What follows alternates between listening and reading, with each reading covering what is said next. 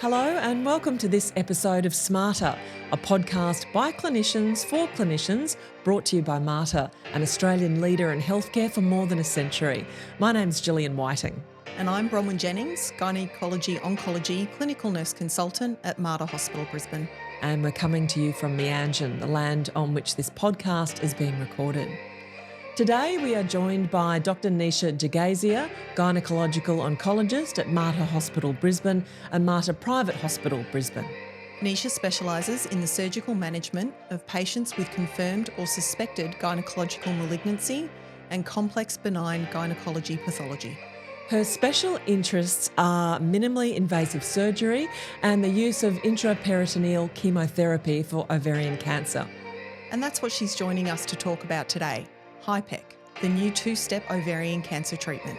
Mater, caring for the community for more than a century. Innovators in health, education and research. home to world-class clinicians, State-of-the-art facilities. High quality, Australia's patient-centred largest and leading turning maternity scientific discoveries Educating the into nurses life-changing on healthcare advancements Right. and passion care. provider. Integrity. We are Mater. We are Mater. We are Mater. This is sMater.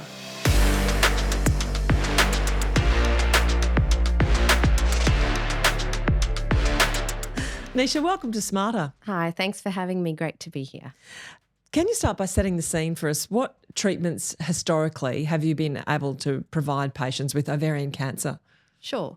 So the standard paradigm for treating epithelial ovarian cancer for a long time has been a combination of surgery, where the aim is to remove as much tumour as possible from inside the abdominal cavity, and chemotherapy, usually two chemotherapy drugs, carboplatin, paclitaxel, delivered into the vein, so systemic chemotherapy. The sequence that you deliver these treatments in can usually vary depending on the patient and their burden of disease, but the standard treatment has always been a combination of surgery and chemo. Chemotherapy delivered into the abdominal cavity, or intraperitoneal chemotherapy, has been utilised in the past, and in fact the Mater was doing it for a number of years because it was shown to improve patient survival. But it was a treatment that was delivered through a port placed into the abdominal cavity that was difficult to administer, particularly for rural and remote patients, because you needed to be in Brisbane to have the treatment. And it was also a treatment that was difficult to tolerate because of its side effects and port-related complications. So slowly it kind of fell out of the standard practice until HIPEC came along, which is heated intraperitoneal chemotherapy. So for people who don't work in oncology, what is heated intraperitoneal chemotherapy, or HIPEC? So HIPEC is a treatment that we now offer at the Mater that's delivered at the time of surgery for ovarian cancer. At the moment, we're offering it to patients that have already had some chemotherapy, so chemotherapy delivered for a few cycles, then they come for their cytoreduction or surgery.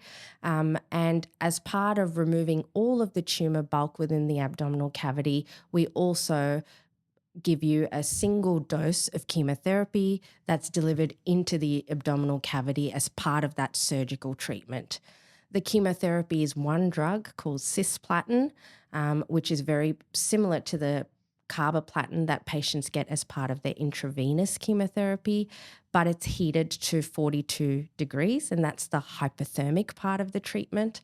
It's a treatment that's delivered over 90 minutes, and that's it. And then you continue with your standard intravenous chemotherapy afterwards. So why did Mater pursue this treatment?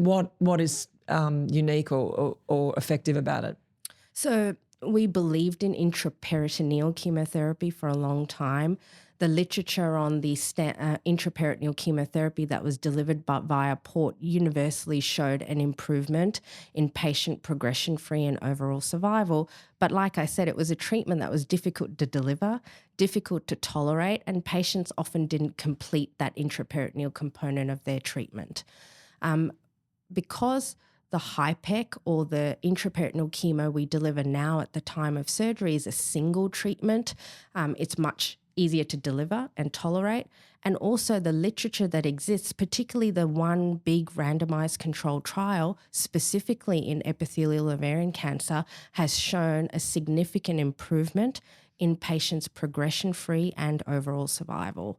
So we were already well set up at the MATER to deliver IP chemo. It was just a transition to make it deliverable at the time of surgery and to have the personnel and staff so that we could do this cytoreductive surgery combined with chemo on the day. So, Nisha, can HIPEC be offered to all patients with ovarian cancer, or is it for only specific subgroups? So at the moment, we offer it to patients with high-grade epithelial ovarian cancer, and the predominant subtype is what we call high-grade serous epithelial ovarian cancer, because this is where the predominant amount of data is. There's very limited evidence on its application to other subtypes of ovarian cancer.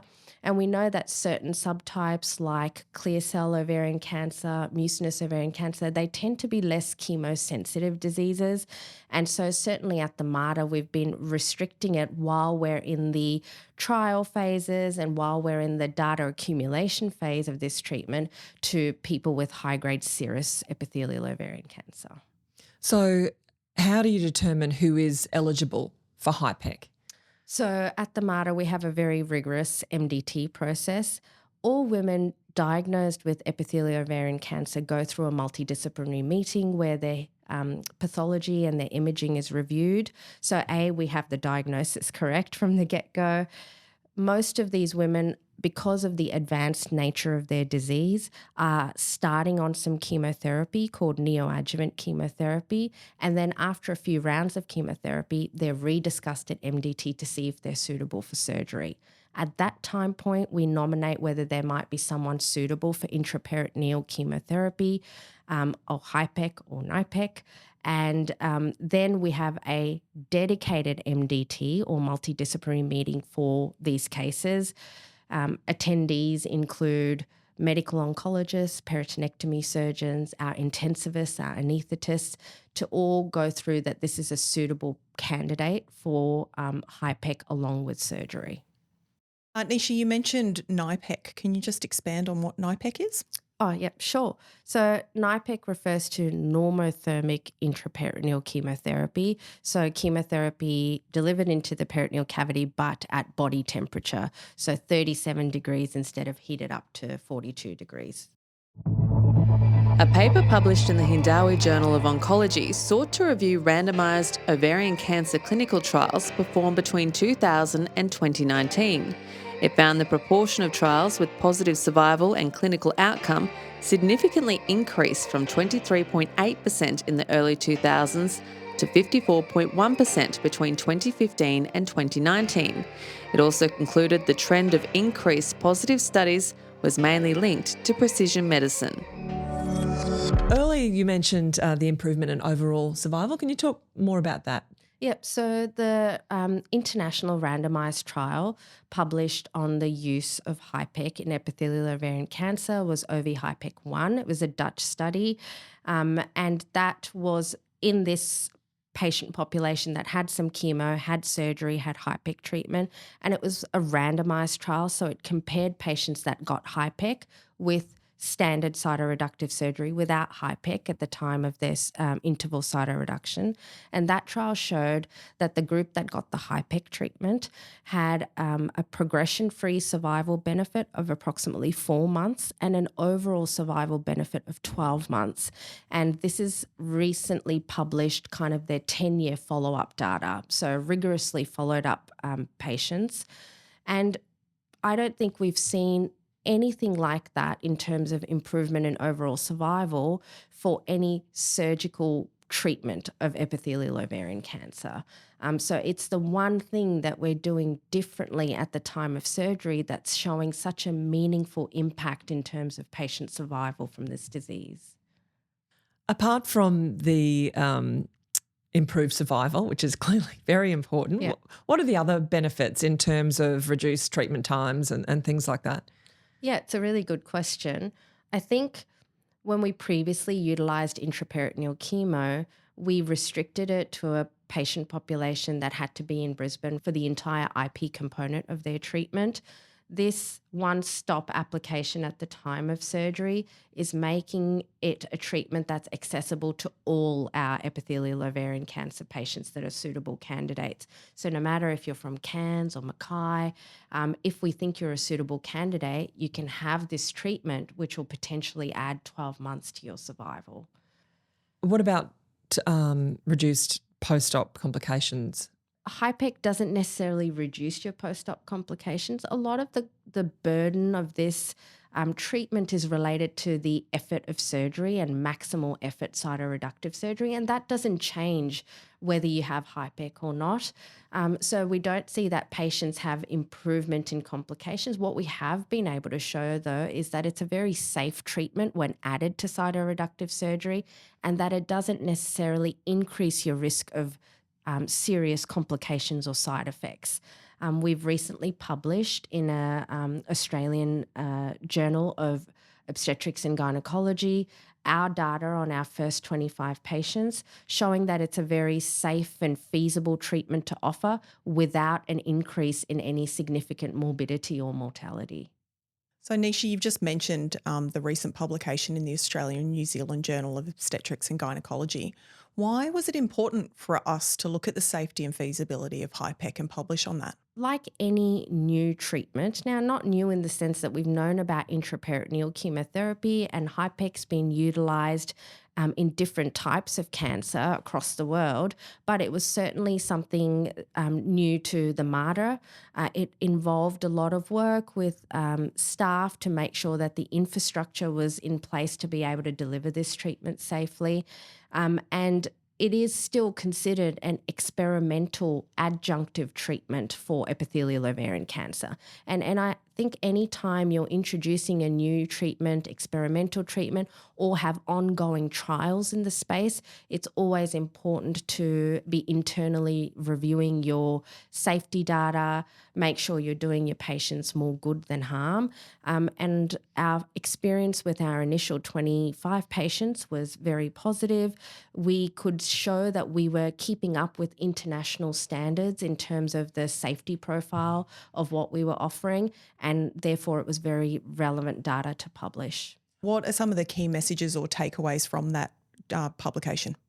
I think some of the highlights from our publication were that more than a third of our patients were rural and remote patients on that trial.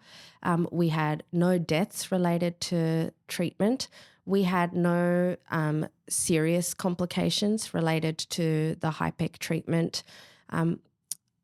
All our patients resumed their standard intravenous chemotherapy within 4 to 5 weeks, which is standard. So it appears that delivering that additional cycle of chemotherapy into the peritoneal cavity didn't extend their interval before they were able to resume standard chemo.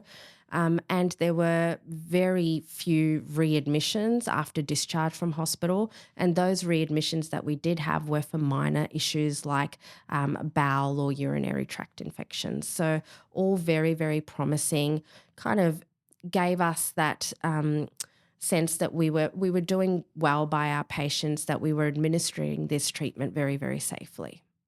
What do patients need to be aware of before proceeding with HIPEC? What are the side effects? So I think our education of our patients is very important. We introduce this as an experimental treatment. It is an adjunct to standard of care management. We explain the process very carefully in that their surgery doesn't change. And at the end of their surgery, if we've accomplished getting them down to minimal visible disease, it is only at that point that we decide whether or not it's safe to administer the HIPEC treatment. We explain that in addition to the risk profile of the surgery itself, there are some specific side effects associated with the HIPEC chemotherapy, mainly in relation to nausea, vomiting, as well as an increased risk of what we call an acute kidney injury. But there are lots of things that we've put in our protocol that look at minimising those side effects for patients. We also inform patients that they will have almost an obligatory stay in the intensive care unit, and very careful monitoring in those first few days after their surgery and HIPEC treatment, because that's probably when we see the most amount of fluid shift or kidney injury, and we're watching and observing closely for that. According to the ANZCOG 2022 annual report, MATER is one of a number of sites across Australia which will be recruiting patients as part of the HyNOVA study. HyNOVA is a randomised study comparing hypothermic and normothermic intraperitoneal chemotherapy following interval cytoreductive surgery for stage 3 epithelial ovarian, fallopian tube and primary peritoneal cancer. It's aiming to determine the efficacy of heat during ovarian cancer surgery and chemotherapy. So what's the theory behind that? So the theory has been that intraperitoneal firstly gets up and close to the tumour interface. So with low volume disease, you get good penetration of the chemotherapy when it's delivered at the interface with the disease. Heating the chemotherapy is believed to increase that penetration and efficacy. But there's actually no real randomized data to show whether is it the chemotherapy delivered into the abdominal cavity, or is it the heating of it that works, or is it a combination that makes this an effective treatment? So at the moment, we're part of a Australian-led randomized trial that looks at randomizing these patients to either hot chemotherapy as part of their treatment, or room temperature or normothermic chemotherapy, body temperature chemotherapy at 37 degrees. So at the moment, all our patients are enrolling onto the HyNOVA trial, and on the day of surgery and treatment, they get randomized to heated intraperitoneal chemotherapy or normothermic chemotherapy. And do you tell them which one they're getting? Yeah, at the end, patients often are interested in knowing, and there's no reason that they can't find out. So, yeah, we do disclose to the patient which they were randomised to. We've had 7 participants take part in the HyNOVA study so far. Is there an early indication of if one is more effective than the other? I think too soon to tell. Yep.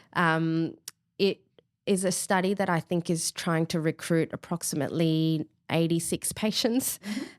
So it's once we've got some data from that will, I think, get some clarification about whether heating the actual chemotherapy has any additional benefit to just delivering normothermic chemotherapy. Should be very interesting data. Have you found that it's difficult to recruit participants to the trial? No, I think having a well-informed cohort of patients when they're initially diagnosed about what their treatment pathway is going to look like. Often we introduce the concept of this trial quite early in the piece. So when a patient comes to being deemed suitable for their interval cytoreduction, when we reintroduce the concept of this, it's not necessarily foreign to them. We spend a lot of time talking them through the potential side effects like we discussed, what surgery would look like and what the recovery looks like. And in most cases, patients are very much on board with having a treatment that potentially adds benefit in terms of survival, and are also keen participants in terms of being on the trial. Let's look to the future, Nisha, if you're prepared to. How do you see HIPEC being applied down the track? I think the way I look at it is that it's another arrow in our quiver of treatments for epithelial ovarian cancer. I think it's being applied well to a selected group of patients where the treatment is supported by evidence at the moment. I think the trials in this space are looking to see whether there's a broader application for it. For example, we're quite keen to participate in another international randomised controlled trial called HIPEC 2, again led by the Dutch, where we're going to see if HIPEC improves survival when surgery is done upfront in epithelial ovarian cancer. So I think there's definitely potential for this to have a broader application, but we're waiting for the data that will support that. I think it's going to continue to be a treatment that's offered selectively to patients that are appropriate for it. But I don't think that it's going to necessarily be something that's applicable to all epithelial ovarian cancer patients. And in light of kind of the new phase that we're in now with molecular and genetic profiling of tumours, almost look at it like patients are going to have a very individualised prescription for their ovarian cancer, whereas a decade ago, the prescription was the same for every patient, and HIPEC might form part of that prescription for an individual patient for their treatment of their cancer. What timeline is it for these trials, and when will you start seeing or have something on paper where you can see this is making a difference at this point? So usually it is a long timeline. Yeah. You're often waiting 5-10 years once a trial has completed recruitment to see survival data that is actually applicable to the real world.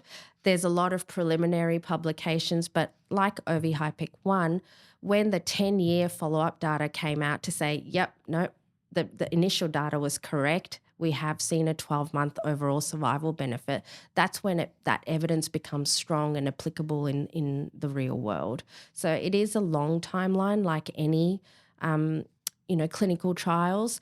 But I think what we see is that the pace of recruitment is good, and that, the sMater is really leading the pack in terms of participating in national and international trials in the space. So before we go, Nisha, we wanted to introduce you to a little segment called the checkup. Is we learning about Nisha, the medical professional, There you go. and the person. So we have 5 random questions that Okay. Bronwyn's going to ask you. Are you ready to go? Hit me. Okay, so first question, how do you want patients to see you? As someone who is on their team, approachable, knowledgeable in my specialty, and someone who can offer, expert surgical care, but also holistic care, looking after not only their body but their mind as well. How would you describe your handwriting? Legible. Oh, that's a great start. That's all you need, Nisha. As someone who reads your handwriting, I can confirm. Very legible, very legible. If you could impart one piece of knowledge on a medical student, what would it be? Take your time. That learning space is so enjoyable. There's no rush to the finish line, and you meet amazing mentors, amazing people when you're a student and a trainee, and to really utilise that time rather than just look at where you want to be, enjoy the journey on the way. If you weren't a consultant gynaecologist, what would you be doing? This problem. I do, actually, I do.